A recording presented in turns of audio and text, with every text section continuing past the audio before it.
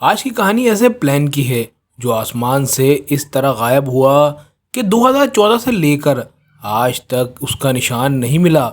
ना कोई distress call यानी मदद की आवाज़, ना कोई वाज़ेह रैकेज यानी मलबा, और ना ही ऐसा कोई सबूत जैसे वो प्लेन कभी मौजूद ही ना था। ये हवाई जहाज़ों की तारीख का सबसे अजीब मामला बन चुका है। दुनिया की 26 से ज़्यादा कंट्रीज़ इसकी तलाश में लग चुकी थीं, मगर आज तक ना इस प्लेन का कोई सुराग मिला और ना ही उन 239 लोगों को पता चला जो इसमें सवार थे। ये कहानी है मलेशियन एयरलाइन फ़्लाइट MH370 की। यह हादसा 2014 में पेश आया और आज 2026 तक भी दुनिया इसी प्लेन की गुत्थी सुलझाने में लगी हुई है, क्योंकि उसके साथ जो कुछ हुआ वो सिर्फ अजीब नहीं बल्कि इंतहाई पुरस्कार था। और मैं आपको जो भी वाक़यात और मालूमात देने जा रहा हूँ वो सब ऑफिशियल रिपोर्ट्स, सोर्सेस और कंफर्म स्टेटमेंट पर मुबनी है। बात है 7 मार्च 2014 की। रात के तकरीबन 11 बजे कोलालमपुर इंटरनेशनल एयरपोर्ट पर एक फ़्लाइट तैयार खड़ी थी जो यहाँ से बीजिंग एयरपोर्ट के लिए रवाना होने वाली थी। इस फ्लाइट का नंबर था MH370। इस फ्लाइट का एयरक्राफ्ट था बोइंग 777 और उस वक्त उसे दुनिया के सबसे सेफ और जदीद प्लेन में शुमार किया जाता था। इस एरोप्लेन के कैप्टन का नाम था ज़हरी अहमद शाह। उनकी उम्र 53 साल थी और उनके पास तकरीबन 18,000 घंटे का फ्लाइंग एक्सपीरियंस था, जबकि उनके को पायलट का नाम था फारिक अब्दुल हमीद। वो सिर्फ 27 साल का नौजवान था, लेकिन काफ़ी काबिल और ट्रेन था और उनके पास तकरीबन 2813 घंटे की फ्लाइंग एक्सपीरियंस थी। अब अगर प्लेन में मौजूद लोगों की बात करें तो इसमें 227 पैसेंजर सवार थे जो 15 मुख्तलिफ कंट्रीज से ताल्लुक़ रखते थे और उनमें सबसे ज़्यादा चाइनीज़ पैसेंजर्स थे। तकरीबन 153 चाइनीज़, 38 मलेशियंस और बाकी लोग कनाडा, फ्रांस और इंडिया समेत मुख्तलिफ ममालिक से ताल्लुक़ रखते थे। इसके अलावा 12 क्रू मेंबर भी थे, यानी मजमूई तौर पर इस प्लेन में 239 लोग मौजूद थे। फिर वक्त आया रात 12:41 का। इसी लम्हे प्लेन रनवे से उड़ा और आसमान की तरफ बुलंद हो गया। उस वक्त वेदर बिल्कुल साफ़ था, मौसम बहुत अच्छा था, ना कोई वार्निंग थी और ना ही कोई गैर मामूली बात। प्रवास के चंद ही मिनट बाद कैप्टन ने मामूल के मुताबिक मलेशियन एयर ट्रैफिक कंट्रोल से रब्ता किया। उस वक्त घड़ी में 1:19 हो रहे थे और यही वो लम्हा था जब कैप्टन की आखिरी आवाज़ सुनी गई। उन्होंने कहा, गुड नाइट मलेशियन 370, और इसके बाद सब कुछ खामोश हो गया। बदकिस्मती से यह आखिरी बार था जब किसी ने जहाज़ की आवाज़ सुनी। इसके बाद किसी ने कुछ नहीं सुना। सिर्फ 2 मिनट बाद जहाज़ रडार से मुकम्मल तौर पर गायब हो गया। लेकिन इसका मतलब ये नहीं था कि जहाज़ गिर गया, क्योंकि मिलिट्री रडार उसे अब भी ट्रैक कर रहा था। लेकिन सबसे अजीब बात यह हुई कि जहाज़ का ट्रांसपोंडर और तमाम कम्युनिकेशन सिस्टम अचानक बंद हो गए। जहाज़ ने कोई भी सिग्नल नहीं भेजा। फिर एक लम्हे में जहाज़ ने अपना रास्ता बदल लिया। जो रास्ता वो चाइना बीजिंग जा रहा था और मगरिब की तरफ मुड़ गया। वो मालयसिया के ऊपर से गुजरता हुआ बाइसेन आइसलैंड के ऊपर से और फिर अंडमान सी की तरफ गया। उस वक्त पैसेंजर को कुछ भी गैर मामूली महसूस नहीं हुआ, लेकिन ज़मीन पर सब हैरान थे। सिविल टावर्स ने जहाज़ का सिग्नल खो दिया। जहाज़ हवा में ऐसा लग रहा था जैसे घोस्ट बन गया हो और उसका वजूद ही ख़त्म हो गया हो। सबसे अजीब बात यह थी कि इसी वक्त कैप्टन का फ़ोन बयान नेटवर्क टावर पर पकड़ा गया, लेकिन कोई कॉल नहीं हुई। सिर्फ फ़ोन सिग्नल टावर ने कैच किया था। ये वाक़या बाद में बहुत से सवालात को जन्म देता है। 1 घंटे के बाद बिल्कुल 2:12 पर सैटेलाइट ने रिकॉर्ड किया कि जहाज़ खुद ब खुद दोबारा सिस्टम से रब्ता कर रहा है।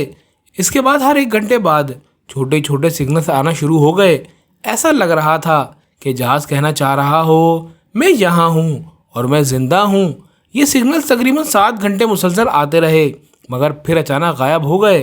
फिर ये समझा गया कि जहाज़ का फ्यूल ख़त्म हो चुका है और शायद ये ओशियन में गिर गया है। दुनिया के मुख्तलिफ ममालिक में हलचल मच गई। मलेशिया, चाइना और पूरी दुनिया में कोई नहीं जानता था कि जहाज़ कहाँ है या 239 लोग जो इस पर सवार थे उनका क्या हाल हुआ है। ये एविएशन हिस्ट्री की सबसे बड़ी तलाश का आगाज़ हुआ। 26 ममालिक की सबमरीन प्लेन्स और शिप ने हिस्सा लिया। 1200 मुरबा मील का ओशियन एरिया मुकम्मल तौर पर मॉडर्न सिस्टम से सर्च किया गया ताकि जहाज़ या कोई रैकेज मिल सके। तसव्वुर करें, 60 शिप्स, 50 प्लेन्स ने तकरीबन 4.5 लाख स्क्वायर किलोमीटर को तलाश किया। तकरीबन सतह समंदर के बराबर मगर कुछ भी नहीं मिला। ना तो किसी ब्लैक बॉक्स का पता चला और ना ही कोई बड़ा रैकेज। ऐसा लग रहा था कि प्लेन आसमान में गायब हो गया है। फिर 1 साल 4 माह बाद आखिरकार पहला सबूत मिला।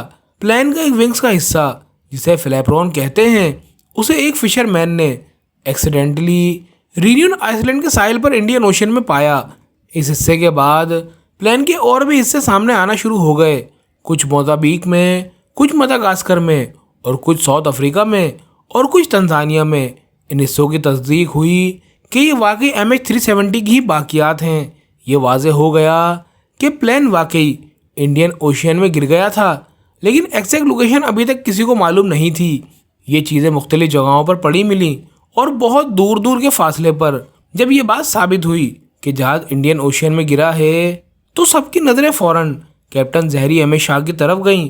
लोगों ने मुख्तलिफ क़ियास आराइयाँ शुरू कर दी। कुछ कहते हैं कि वो सुसाइड करना चाहता था, कुछ कहते हैं कि प्लेन को हाईजैक किया गया, या फिर किसी ने कैप्टन को थ्रेट किया और प्लेन तबाह हो गया। लेकिन असल में क्या हुआ किसी को नहीं मालूम, क्योंकि इन्वेस्टिगेशन से पता चला था कि कैप्टन के घर में एक फ़्लाइट सिमुलेटर मौजूद था जिसमें इंडियन ओशियाना के रूट्स रिकॉर्ड थे। तभी लोगों का शक कैप्टन ज़हरी अहमद शाह की तरफ गया था। एक्सपर्ट ने कहा कि ये सिमुलेटर सिर्फ ट्रेनिंग के लिए था, इससे किसी पर इल्ज़ाम नहीं लगाया जा सकता। ऑफिशियल रिपोर्ट ने भी वाज़ेह किया कि कैप्टन बिल्कुल हेल्दी था, इस पर कोई मेंटल प्रेशर या फाइनेंशियल या कोई हेल्थ इशू नहीं था, और प्लेन के टेक ऑफ से पहले तमाम नेसेसरी चेक हो चुके थे। तमाम ऑफिशियल एविडेंस के मुताबिक कैप्टन बिल्कुल सही सलामत था और कोई अनयूजुअल एक्टिविटी नहीं हुई थी। सर्च और इन्वेस्टिगेशन फेल होने के बाद कई थ्योरी सामने आई। एक थ्योरी कहती है कि प्लेन को हाईजैक किया गया और इसके बाद किसी मिलिट्री बेस में छुपा दिया गया। दूसरी थ्योरी कहती है कि कैप्टन ने सुसाइड किया और प्लेन इंटेंशनली क्रैश की। एक थ्योरी ये भी है कि केबिन में आग लग गई, क्रू अनकॉन्शियस हो गए, कोई डिस्ट्रेस सिग्नल नहीं भेज सका और प्लेन ऑटो पायलट पर चलता रहा। आखिर में फ्यूल ख़त्म होकर वो क्रैश हो गया। एक और थ्योरी ये भी कहती है कि किसी मिलिट्री बेस से मिसाइल ने प्लेन को गिरा दिया, लेकिन इन तमाम थ्योरीज़ का कोई भी प्रूफ मौजूद नहीं है, ना कोई कंफर्म कर सकता है, ना कोई इनकार।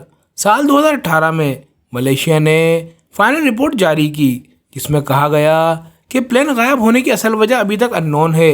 ना हाईजैक का कोई एविडेंस है, ना टेररिस्ट एक्ट का कोई प्रूफ मिला है। बदकिस्मती से इसके बाद कोई भी शख्स प्लेन से कुछ नहीं सुन सका। प्लेन रडार से गायब हो गया और लोगों को मालूम नहीं कि पैसेंजर कहाँ हैं या उनके साथ क्या हुआ। सब कुछ बहुत मिस्टीरियस था। लोग और फैमिलीज टेंशन में थे। हर कोई अपने फैमिली मेम्बर के बारे में फ़िक्रमंद था।